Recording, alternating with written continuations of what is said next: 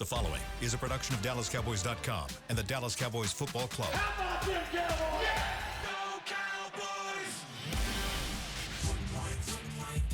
Yeah! Let's go, baby. Are you ready for a break? Yes. Are you ready for a break? Absolutely. Ready for a break? Yeah, and so much for that. It's time for The Break on DallasCowboys.com. We were on the break! With Ambar Garcia, Bryan Broaddus, Nick Harris, and Derek Eagleton.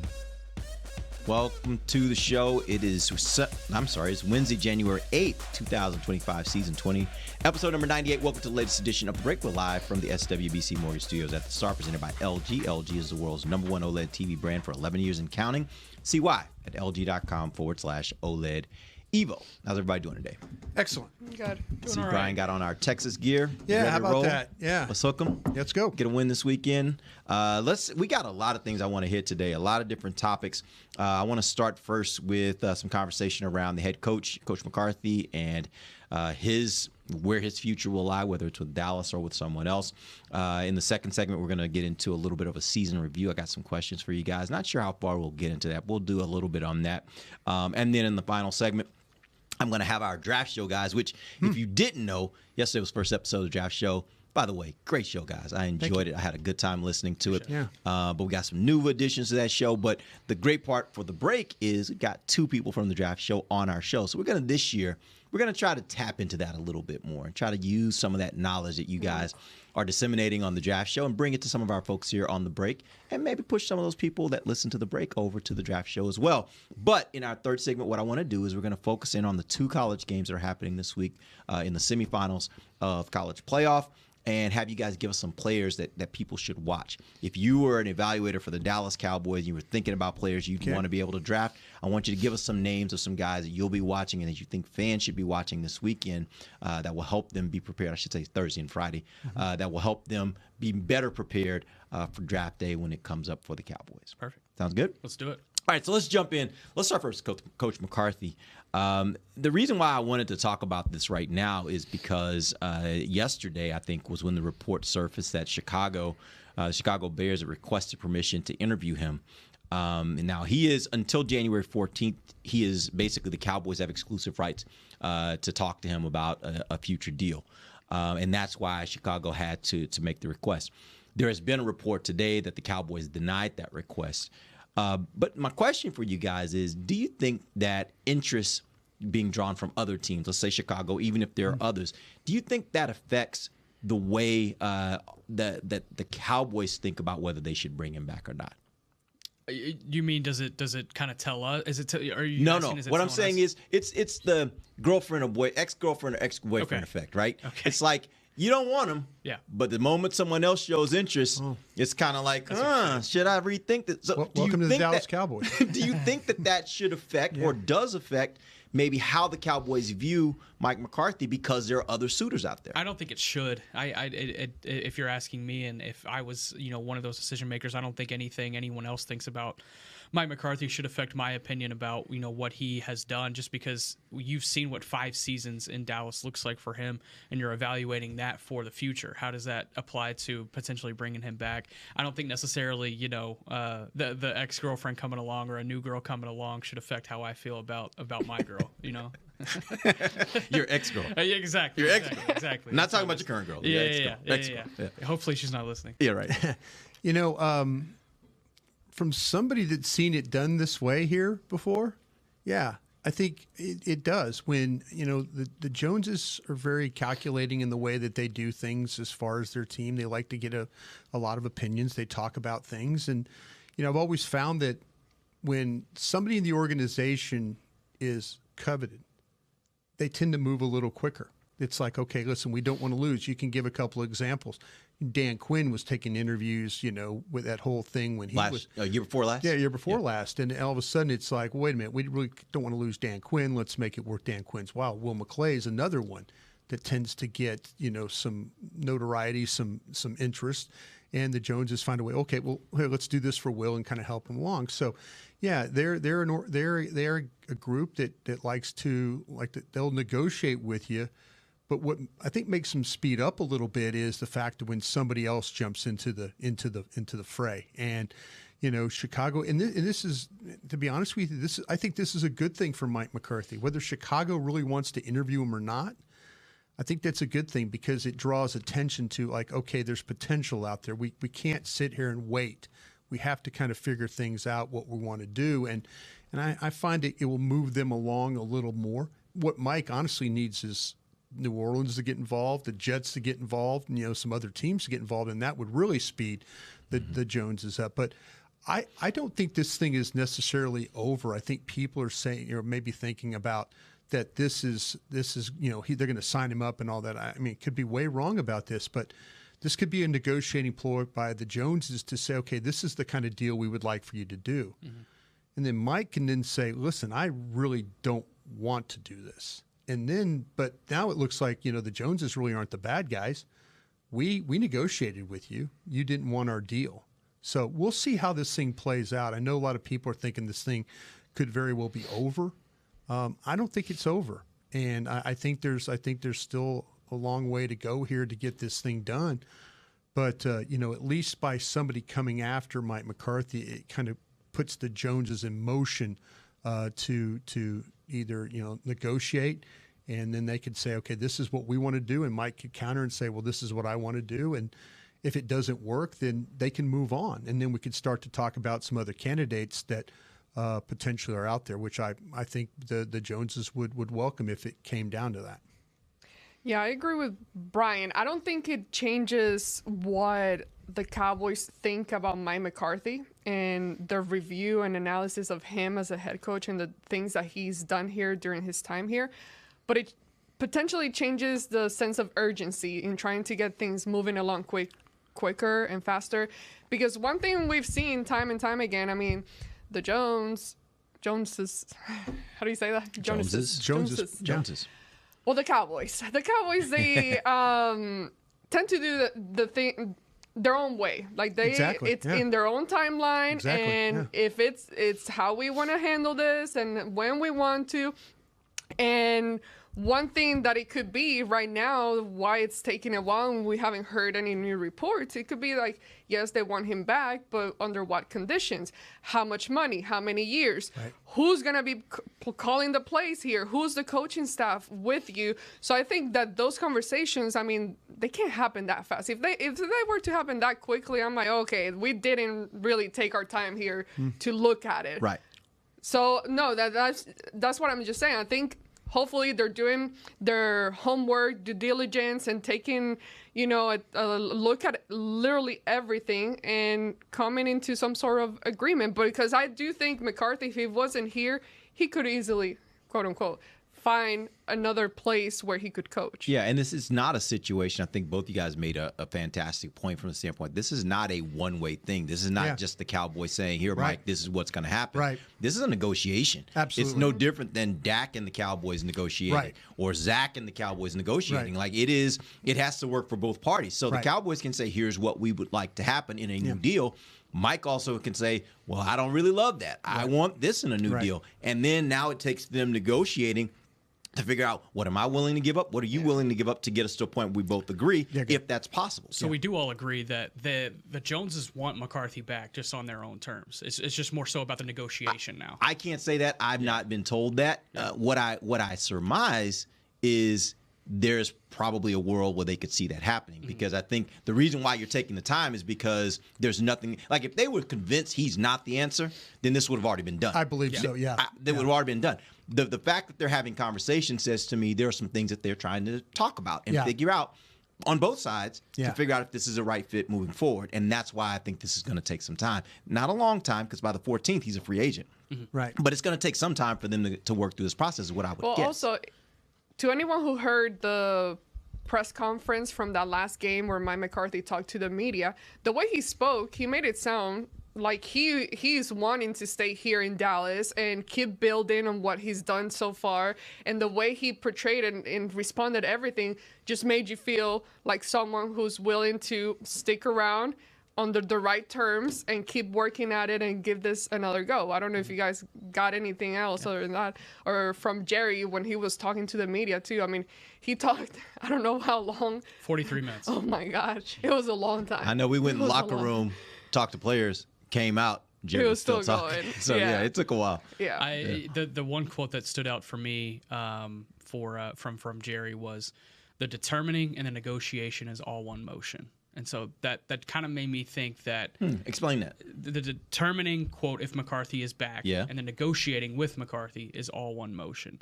That tells me that they want to negotiate under their terms, and then that determines if he's going to be back. Got it. And that was the big quote that really stood out to me from Jerry's availability. Which means that's going to take some time for them. It's not just saying he's worthy of being back. It's he's worthy of being back under whatever circumstances they think are necessary. Yeah, I think that, the Joneses could, they've also, they like to be, and it's not selecting. It's, they, as the general manager, you have the ability to offer suggestions for staff, and they've got a decision, with Mike Zimmer. Yeah. Do you want to go into another year where, okay, they've changed the coordinator now again? You continually changing coordinators, and that'd be the fourth defensive coordinator in 5 years, exactly. 6 years. Yeah, exactly. So they're probably thinking about, okay, if Mike Zimmer doesn't come back, this would be our suggestion.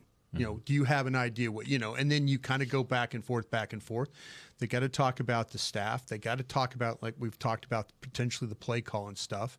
If not you, who?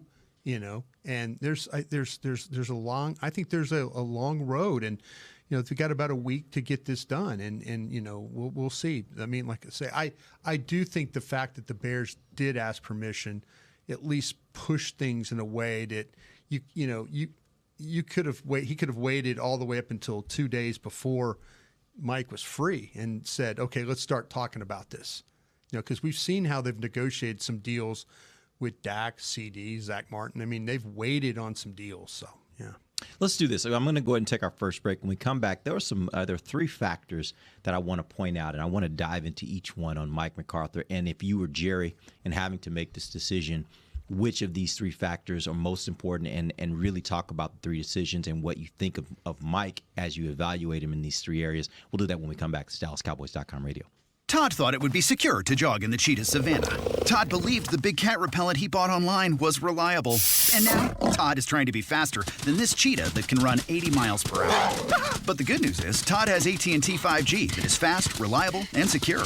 And he learned the best thing to do is stop running and toss her the backpack with the beef stew. AT&T 5G. Fast, reliable, secure.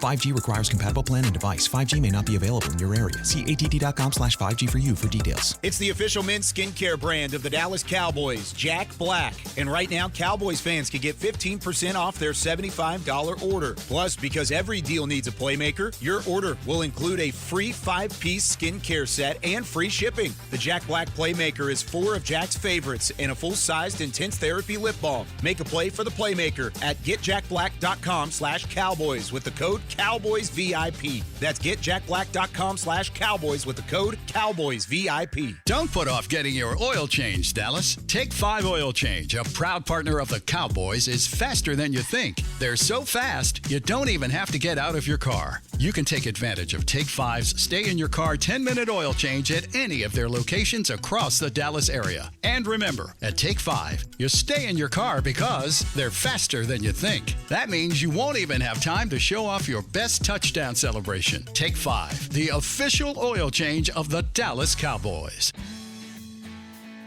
From the field to the festivities, Lucchese embodies the essence of luxury and tradition. Handcrafted with meticulous precision, each pair offers unmatched comfort and style. Stand tall while you're tailgating or cheering in the stands with the Dallas Cowboys collection by Lucchese. Shop the collection today at the Lucchese store at the Star in Frisco or online at lucchese.com. Lucchese, the official boot of the Dallas Cowboys and Dallas Cowboys cheerleaders. How do you tell the world about all the great gifts in the Yeti store? Let her rip, Troy. All right, folks, let's get started with the Yeti French Press. Enjoy coffee that stays hot for hours in a French press. 34 ounce for you, 6'4" for the cruise. The Yeti French Press. Up next, waterproof bags. Bags waterproof. Submersible waterproof doubles. Waterproof bags. World's mostly water, so get a waterproof Yeti bag. Do I smell something cooking? Oh, new cast iron skillets made to be passed down like Mama's recipes. Take a steak, cornbread, cobbler's pot pie, and potatoes next level with 3 sizes of Yeti cast iron skillets. Gear, gifts, and product experts. Visit the Yeti store on McKinney Street and at South Lake Town Square today. Back to the break. LG OLED Evo is the best TV in the game, but don't take our word for it. Digital Trends said that LG OLED G4 has the best picture quality they've ever seen. See it for yourself at lg.com/OLED Evo. Welcome back. It is the second segment of the break live from the SWBC Mortgage Studios at the Star. The segment brought to you by blockchain.com. All right, real quick, I want to make a service announcement. There is a possibility that you will not hear podcasts tomorrow here on our air. We're preparing for some inclement weather. Mm-hmm. We don't know yet whether it's going to be bad enough. Brian's already over there like, we're coming. We're going to do the show. But just in the sake of... Got the draft show tomorrow. You're ready. Got chains on my tires. Right, preparing for the possibility of bad weather. There's a chance that we may not be doing a show. So if we're black tomorrow, then you guys know why. You know we just basically couldn't get everybody here. So just can I make a public service announcement? Yeah, sure, Brian. Vach and I will have you covered on a podcast if you guys want to tap in. Because y'all can do that from home, right? We do it from home. You do that from home. But no, we will try everything we can to get those shows on the air. But if it doesn't work out, then we'll figure it out, and we'll hopefully maybe what we'll do is get an extra show next week or something. We'll figure it out. All right, so let's jump back in. Talking about Mike McCarthy. There are 3 things that I think are, in my mind, the 3 things that, as a part of evaluating whether he should come back, if I were Jerry, I would evaluate. So I'm going to throw those 3 things to you, and we're going to talk about each of the 3. And once we finish talking about them, then I'm going to have you guys kind of put them in order of how you would rank them in relative importance. Let's start first with replacement options. I think in any decision you're making where you're talking about a particular position, you have to think about who's out there and available to you relative to who you already have to know whether it's worth a move or not. Are there any specific names out there that intrigue you more than Mike McCarthy as a head coach here? Ones you could actually get? Yes. It would need to be a realistic. Like, obviously, you wouldn't say, yeah, go get, Mike Tomlin. Like, it's somebody that's realistic. People that are talking think about trade for these guys now, by the way. So I've heard can that's names? crazy. Can we say names? Not under contract. That's why we're leaving those that are currently coaches. So it's a yes or no question. No. I'm saying we're not talking. We're not talking about coaches that are currently coaching. For a job. We're talking about people that are out there. Are there any names of coaches that you would look at and you'd be like, that would be an intriguing person that I would think about if I were looking for a head coach for the Dallas Cowboys? I'm with you now. My bad. Mike Vrabel and Pete Carroll, I think, are 2 very interesting names. Pete Carroll, really? I think so. Yes, he's at his old. age. Yes, he's old, but he's fit. He's good. He's good going. I think. Almost said good looking.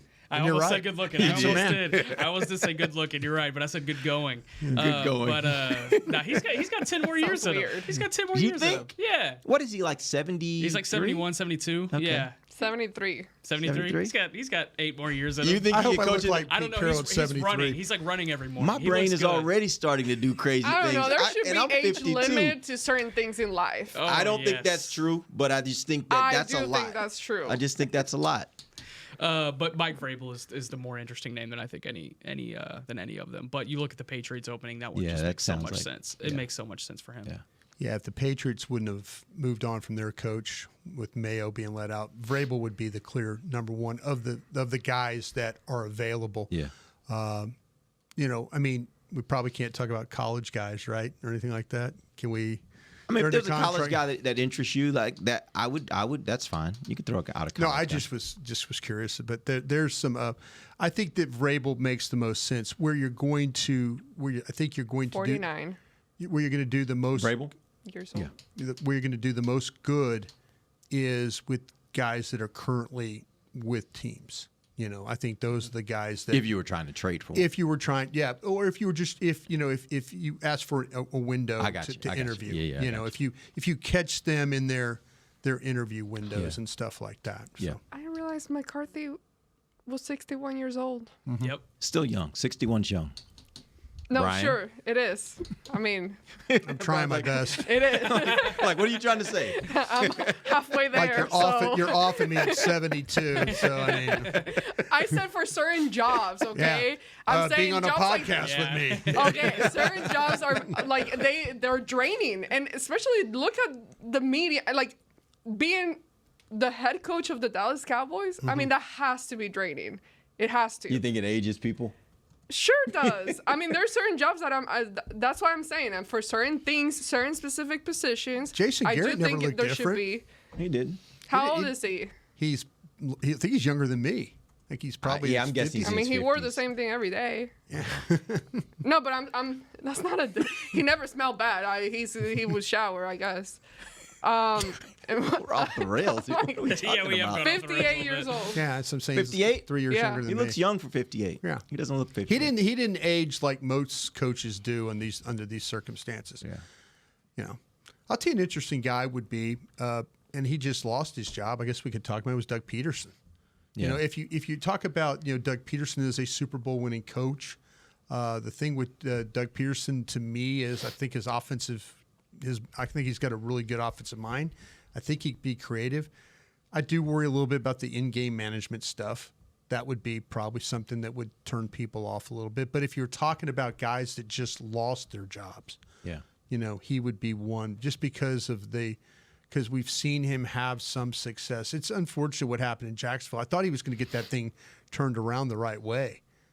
But they lost some bad games, and then this year was just really bad overall. But here's a guy that does have, if the Joneses are looking for a guy that does have a Super Bowl win, that's good. I'm not sure if that's necessarily an upgrade over McCarthy. Yeah. How do you feel? No. I've known Doug for a long time. Sorry. I don't. No. Doug and I have known each other. John Gruden's another one that that if you wanted to talk about now. What the thing with John Gruden would be, the thing with John, and I've known John a long time, John has the idea of old school running game, but I think John, in talking to him, really understands now that in offense you have to attack these defenses a certain way. And I think he's adapted some of his thinking, but his running game, I think, travels. Now, don't let John pick players. That's where John's at a disadvantage. John would love these guys because they'll pick players, but John would get involved. But I think the offensive side of things, I mean, he's tough on his players, demanding, that kind of stuff. Jerry was asked about him. I think you guys asked about him in the media, and he basically said, well, John and we're friends with John and stuff like that. But if you gave me a choice of those kinds of guys, I'd take John over Doug. But those are coaches that I think that have a Super Bowl pedigree that someone would probably want to talk to. Yeah, and that's the interesting part about all this for me is regardless of what, and we'll get to these other two areas, these other two factors, but I just don't right now see another person out there that I'm looking at and I'm saying that's a clear upgrade over Mike McCarthy. I look at it and I say Mike McCarthy, what he's done so far, just me, he's a good coach. There are some areas that have to improve, I think, no doubt about it. But it tells me he's a good coach. And I think for a lot of those other names, I'm like, I don't know that I say that they're a better coach, right? There was only really, and I'm thinking right now, I'm drawing a blank, Harbaugh. When he was coming out of, when he was leaving Michigan to go to the Chargers, I remember having a conversation with somebody, and I was like, Chargers are going to turn around quick. You look at that man's history, he turns programs around. Yeah. Like, it's not, you don't have anybody, in my opinion, in this cycle that's like that. That level of coach to where you've seen in his history, he goes somewhere, and when he shows up, it's like Parcells. When Parcells showed up somewhere, you knew the team was going to get better. It's the same thing with Harbaugh, and I don't know that there's anybody out there right now in this cycle that I feel like that about. Any college coaches? That I feel like that about? No. Just go hire Nick Saban. Let's go have fun. Amber will get upset the fact he's 70. Yeah, right. That killed that old. one. Let's see. Yeah, he's 73. Sorry, yeah, he's missed out. the mark. Out. You could not be an HR person. Let's just put it like that. No, the thing you could not do that. Hey, you can be something else. There are certain jobs that I need more. Sorry. Okay. We're all getting there at one point, but hopefully it's like I'll say this. I think what I think what set some college coaches back, unfortunately, in the NFL, is what happened with Urban Meyer in Jacksonville. Yeah. A very accomplished college coach. Yeah, Urban Meyer is a guy that, and if you and here's to your example, everywhere Urban Meyer's been, he's won. He won at Bowling Green. He won at Utah. He won at Florida. He won at Ohio State. Yep. You talk about a program builder, but if you don't have the people skills and all the things in college, you can get away with things. You could be a bully as long as you're winning. Yep. You could bully people and be just fine. The minute you start losing, look what happened to Bill Belichick in New England. Once Bill Belichick started losing, being a bully wasn't cool anymore. Yeah. Like there were questions about his job and is he losing it? And I saw the same thing with Tom Landry here. Not that Tom Landry was a bully, but you start to lose that at the end. And and it's amazing how parallel Tom Landry and Bill Belichick's careers are with what happened to them the last 4 years of their great legendary coaches.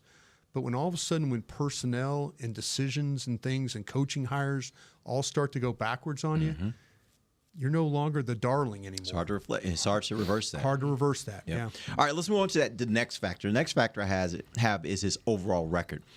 This is a man who has gone. He went 6-10 the first year, which was the COVID year. Which, say what you want, I tend to give a little bit more of a pass on a COVID year as a first year coach. But he went 6-10 that year. Then had 3 seasons where they were 12-5, and then they had this last season where they were 7-10. Let me ask you the first question: is what are the similarities you think that exist between the losing season versus the winning season? What were the things? Can you draw on anything that gives you some insight as to why he had such these drastic swings from the 6-win season and a 7-win season all the way to 12-win seasons for 3 years in a row? Yeah, you look at the injuries that he dealt with in both of those losing seasons, specifically with Dak Prescott. You could look back to this past year and see DeMarcus Lawrence factored in that, CeeDee Lamb not being 100%, losing Zach Martin.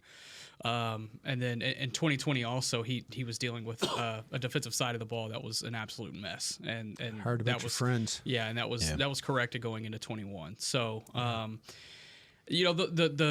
think the consistencies that you can find though between the 12-5 seasons and the losing seasons is an inability to win the big game. Whether it be a big game in the regular season. Granted, there were a couple of big wins in there. I think of that Sunday night win in Minnesota with Cooper Rush as quarterback. I think of the Seahawks game last year. That was a big win at a good time last year. But in all, winning the big game never really came with a lot of consistency. And I think that's going to be the biggest indictment if you look back and McCarthy's not the head coach in a week. The biggest question I have with Mike right now, and maybe it is about injury, why did your offense just completely fall off the map from one year to the next?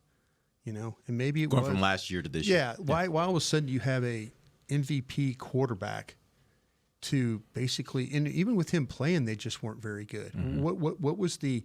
I'd like to know. I wonder what his and the staff study on that was. Why? Can I potentially try to answer that for you? Go ahead. Yeah. I think when Dak was in the equation, they had 0 running game. They could not figure out that running game until well after Dak was gone. And then by the time that running back or the running game got itself figured out, then you're dealing with the Cooks injury. So you really only have one passing option.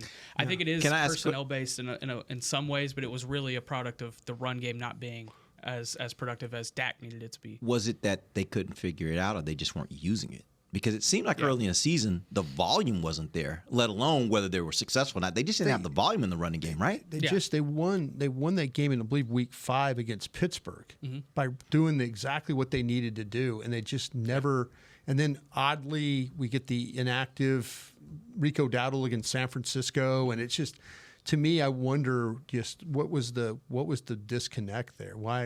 I mean, you're right about the running game stuff, but – why was the offense just? Why were you like every time you got in the red zone you scored, and this year you couldn't get? You get in the red zone, all you're doing was kicking field goals. Yeah.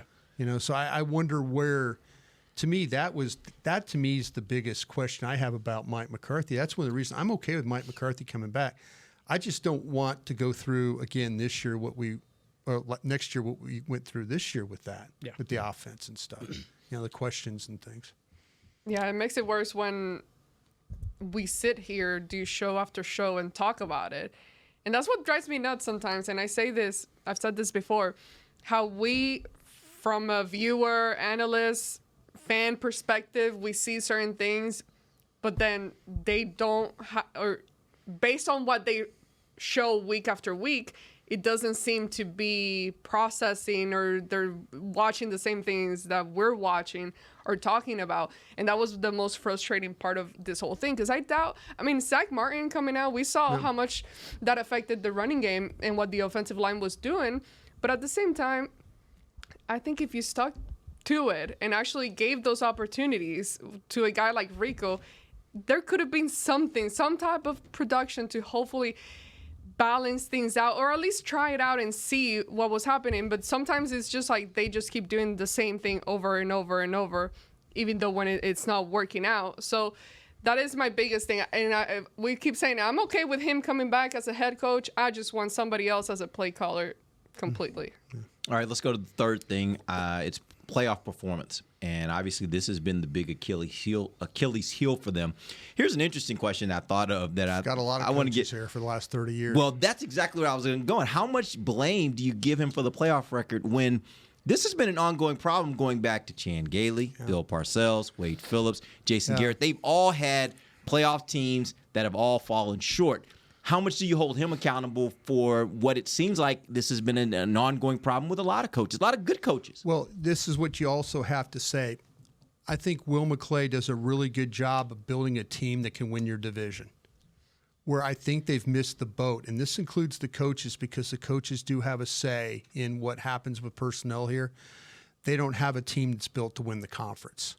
That's the problem, in my opinion. They don't explain that a little bit more. They don't have a team that can go and be tough against San Francisco, or go bite kneecaps in Detroit, or go win a game in the cold in Green Bay. They don't have that team. They have a team that's very competitive to play against Philadelphia, beat the Giants up all day. The Commanders. The Commanders are better now because they got a quarterback. But you're a team that's built to win the division, and then all of a sudden you have to go play some of these other teams. You go play a Miami, you go play a Buffalo, you go play somebody else, and you get embarrassed because your team is not built. But the head coach has a say in how this roster is. I just don't think – I think they're built perfectly to win the East. I don't think they're perfectly built to win the NFC, the conference. I just don't. And I think that's something that they have to look at really strongly right now. Your team is just not good enough. You watch those games. We all watch those games. Man, it's like you're thinking, there's no way Dallas can compete in this game right now. When you watch this, Detroit play Buffalo or somebody like that. These two teams just look so much better than you right now. More physical. Yeah. Built to win the division. Is that about the people themselves or how they're coached? I think it's, I include the coach because the coach has a say. That's the only reason. But I'm saying, though, what's more important? Is it you have to get the right mentality type guys to play that style of football, or is it that they're being coached in a way that makes them tougher? Look what Shanahan does with his guys. I know this year was a bad year. They went through a lot of terrible injuries, too. Yep. But look at how Detroit's turned things around. They've gotten better players. Their offensive line, they lose everybody on defense, and they still are number one seed. They lost their Hutchinson the day they played Dallas. That seemed like years ago. And didn't miss a beat. Did not fall apart. And then they had more injuries along the way. Lose their runner. They don't fall apart. Yeah. They picked up Al-Farouq Aminu. That's a basketball player. Al-Qadim Muhammad. Yeah, that was bad. Al-Qadim Muhammad, who the Cowboys released after camp, and he has 3 sacks in the last 5 games. Yeah. Like that just hurts. See, that just hurts. That's what I'm saying, though. You wonder, and I think, Mike, the culture thing and all that, to me, it was disappointing to hear about the whole thing with Zeke missing meetings and stuff.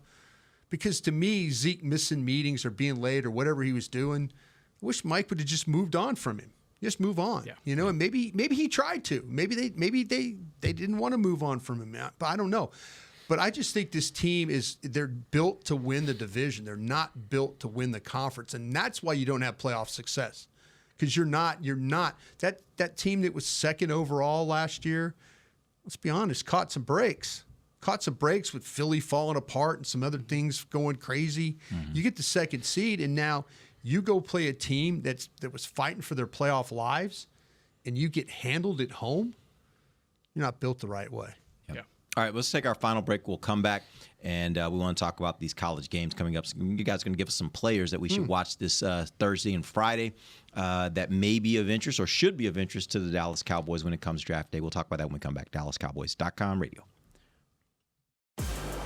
If you can't be at the stadium, there's no better way to watch your Cowboys than on an LG OLED Evo TV. That's because everything you see is more lifelike. Every play, every hit. I mean, you might as well be on the sidelines. That's how clear it is. It's all thanks to LG's legendary technology. Perfect black, over 8.3 million self-lit pixels. No one comes close. LG OLED Evo is the best TV in the game for a reason. See for yourself at lg.com/OLED Evo. They say champions are remembered, but legends are never forgotten. United Ag and Turf offers a winning lineup of John Deere equipment built to tackle any challenge on and off the field.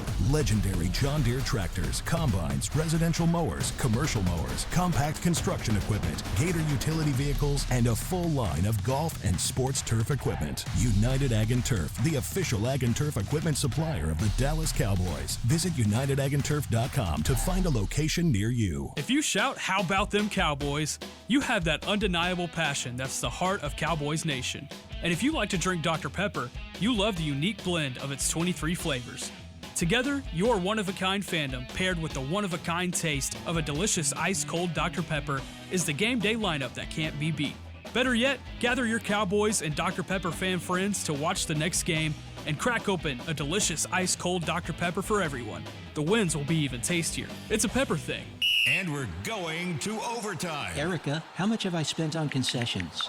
For questions about their money, Dallas Cowboys fans can turn to Erica, the virtual financial assistant in the Bank of America mobile banking app. Learn more at bankofamerica.com/Erica by your side. Bank of America, official bank of the Dallas Cowboys. Erica responses may vary. Digital tools featured require downloading the mobile banking app and may only be available on select mobile devices. Erica is a mobile feature only available in the English language. Your chat may be recorded and monitored for quality assurance. Message and data rates and additional terms may apply. Bank of America, N.A., member FDIC. Todd thought it would be secure to jog in the cheetah savanna. Todd believed the big cat repellent he bought online was reliable.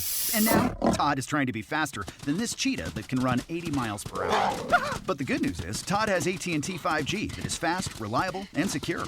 And he learned the best thing to do is stop running and toss her the backpack with the beef stew. AT&T 5G. Fast, reliable, secure.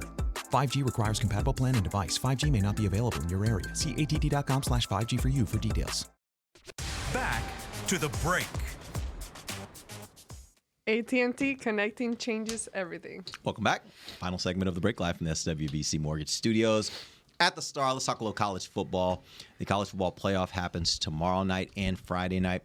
And so what I thought we would do is give our draft show experts an opportunity to give you some names to watch, some guys that will be playing in those games. If Texas was not playing, would we be having this segment? We would absolutely be having this segment. That's debatable. Because it's very important to me to give our fans the most insight that we can give them about football and about the Cowboys. And so we would certainly be talking about this. It did. I was like, oh, this is going to be good. Absolutely. All right. No, Amber, I would not be talking about it. Matter of fact, I'm going to watch the game, and I need to know a couple of guys to look out for. All right. That's why I'm doing this. Let's start with Notre Dame versus Penn State. Give me some guys that will be playing this Thursday night that you think should be or could be of interest to the Cowboys come draft day. Yeah, I'll give a defensive lineman for both sides. I'll start with Notre Dame. Defensive tackle Howard Cross III. He's a 3-tech, kind of an undersized 3-tech, but he's a state champion wrestler. Does this ring a bell? Leverage. Does this Does this ring a bell here? It sounds like Osa Odigizua. He was a wrestler from his high school days and has been an undersized 3-tech, but has understood leverage, like you said, really well. The same goes for Howard Cross, not only with leverage but power distribution. He does so well with that it overcomes his physical limitations. He can clog some gaps in the run game. Now, granted, I don't think there's a lot of consistency in him getting active in the pass rush or the run game because whenever he gets active, he can just get double teamed, and when he gets double teamed, he gets overwhelmed. But I think that's why he's more so a day 3 pick. I put him in about the 5th round from my initial viewing, but a guy that lines up at 3-tech for Notre Dame and has been active for them. On the Penn State side, this is going to be a top 10 pick, Abdul Carter. Now, granted, he got hurt in their quarterfinal win over Boise State, but it looks like he's going to be playing tomorrow night in the Orange Bowl. Abdul Carter's an interesting cat when you factor in the Cowboys aspect of things, because over the offseason he wanted to take his game to another level. He reached out to Micah Parsons. He said, "Hey, what did you do in the offseason here at Penn State that really helped your game going into your final year?" And he completely replicated that over this past offseason. And he lost some bad weight that he had, and he's put a lot of focus into speed rush moves. And he's a speed rusher in the body of a power rusher, in the sense that he's 6'3", 260 pounds, but he moves like he's 235, and he can get around he can get around the edge in a hurry. He uses the really intense speed that he has to get around. This is going to be a guy that I think is going to be 4.45 at the combine. Yeah. It's led to 11 sacks. It's led to 11 sacks and 22 tackles for loss as a senior. This is one of the more talented defensive prospects in this entire draft. I have him as a top 10 pick. I think something would have to happen for him to slip to 12, but you know, there's a lot of time before. Gas mask. We need the gas mask. I was just about to say we need a Laramie Tunsil situation. We need the gas mask situation. But this is a really talented player, and if you have any dirt on him, let me know. Yeah, that's at the draft show. Yeah. But he wears number 11. It's funny because it looks like Micah Parsons, except if Micah Parsons ate a bag of burgers, you know. So it's funny. It is. Yeah, when you were first describing him, I'm like, yeah, he ain't gonna be there at 12. No, when you beat the Commanders and then beat the Bucks, you lost all opportunity. But who's to say they don't maybe trade up to 8 and go grab a guy like this? I'm with you, man. He's the best. Need all the picks you can get, right? He's the best. He's the best edge player in the draft, and I think Nick nailed him perfectly. I'm going to talk about a couple of kids. I want to mention just a couple of players that are hurt and not going to play, but I think they're going to factor into the Cowboys. I'm going to mention a couple of names. Okay. There's a corner named Benjamin Morrison who plays at Notre Dame, and a 6 foot, 190-pound corner. Man, you talk about outstanding movement, the quickness, plays both sides, all these things. There's a fluidness to his game, and I think a lot of teams. He is coming off a hip injury. He hurt his hip in the season, and it cost him an opportunity to play the rest of the season. Got hurt in the Louisville game. This kid comes from a sports family. His dad was Daryl Morrison, who was a safety with the Commanders. His brothers and sisters were all scholarship athletes. His sisters were champion gymnasts and stuff like that. This kid's really, but he's hurt. He's not going to play. But watch the name Benjamin Morris. I think he's a first-round corner out of Notre Dame. Okay. And then the second thing the second guy I would like to mention is a safety, a free safety, and this is for Penn State. It's KJ Winston, and he's not going to play. Now, he hurt his knee in a game, the very first game of the season, like West Virginia, and they were getting ready for Bowling Green. But here's a guy that's a 2-year starter at Penn State. He's a rangy, physical, versatile, really good football player. When you start to talk about these guys that can tackle, this guy misses like 2% of his tackles missed. That's it. He's one of the best in the country when it comes to tackling. 6'2", 205, can cover, takes tight ends out of the game, deliver a blow, physical guy. Dallas is looking for a free safety. This is a guy you're thinking about in the second round. Sorry, 2 guys are not going to play, but when we start talking about draft coverage and get a little bit more extensive, these are guys that I think are going to be in play. Coming off the injury, perfect pick for Dallas in the second round. Absolutely. Okay, now I'm going to give you a guy that is going to play in this football game. Tight end Tyler Warren from Penn State, and he's 6'6", he's 257. He's going to line up all over the place. Sometimes he plays, when you see him flexed, you'll see him play as a wide receiver. You'll see him play as a wildcat. He catches the ball really, really easily for this. He could be a tough runner with the ball in his hands. He can make tacklers miss in space. They use him in the red zone. He finds spots. He's got awareness. There's so much about him. You see him, he'll knock a linebacker, he'll knock a defensive lineman down. He'll get to the linebacker on the second level. He's got really reliable hands for the positions. He's not going to drop targets. He's going to make contested catches.